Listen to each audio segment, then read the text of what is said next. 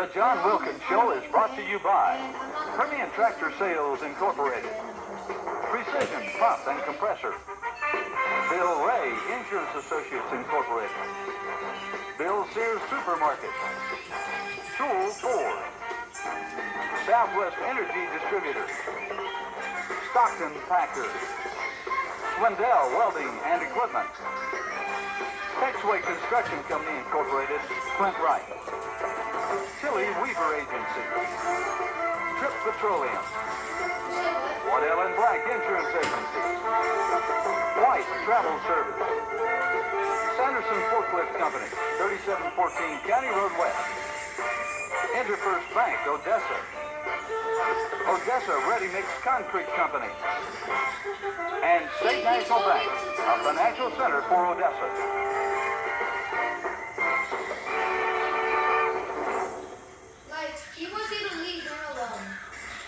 One of the most interesting thing about the high school playoffs is the upsets that occur on down the line. Of course, the big one will be Permian's opponent, El Paso Irvin, who tied Eastwood 14-14, but Coach, they won on the first downs, and that was kind of an upset. Well, there's no question about it, John. It was a big upset because Eastwood, according to all the reports we had and to all the observers that followed high school football in the El Paso area, Eastwood was a big, big favorite and had by far the best football team supposedly.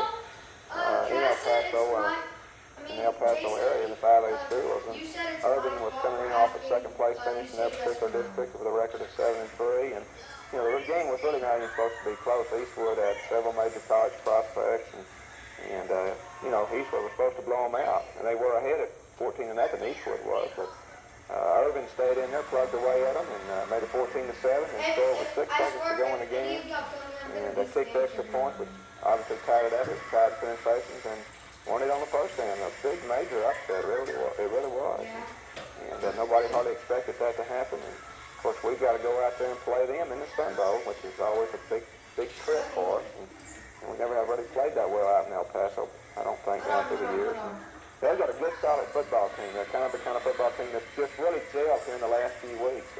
They lost 3 out of the first 5 games they lost, and then since that time they have not lost a game. And have come back very strongly, and ended up second place in their district. And of course, that's just mentioned, big upset last week. Something that I've always been curious about, being newer to the area, how would you settle a tie in a football game, especially in the playoffs? Do you have a preference? Do you like the tie-breaking rule, or would you rather have 4 shots from the 10-yard line? And do you have an opinion on that at all? Yes, I do. I like the present system. Everybody knows what the rules are when you go into the game as it now stands. You know, if it is a tie, the penetration, the 20-yard line, in effect, in the playoffs becomes another goal line. So, you know, in effect, every time you cross the 20-yard line, in effect, you're getting a point, so to speak, off that. And obviously, the penetrations are tied, then it goes to the first down. And obviously, if they were tied, it would go to total yards. So I think that's a good rule. I really do. I really don't favor high school youngsters playing an extra quarter or sudden death type situation. I think you get into a fatigue factor. I think you get into an injury factor. I think you get into a factor of who wins the toss and the win, this type of thing. If you have that kind of situation, then, you know, if you win the toss, you're going to win the game because the win is such an important factor in so many of our games. So I like that system. I like it. I prefer it over, I take it over the other systems, the other alternatives that people have come up with at this point.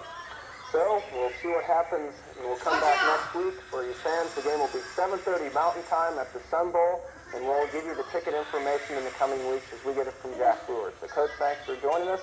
We'll see you next week.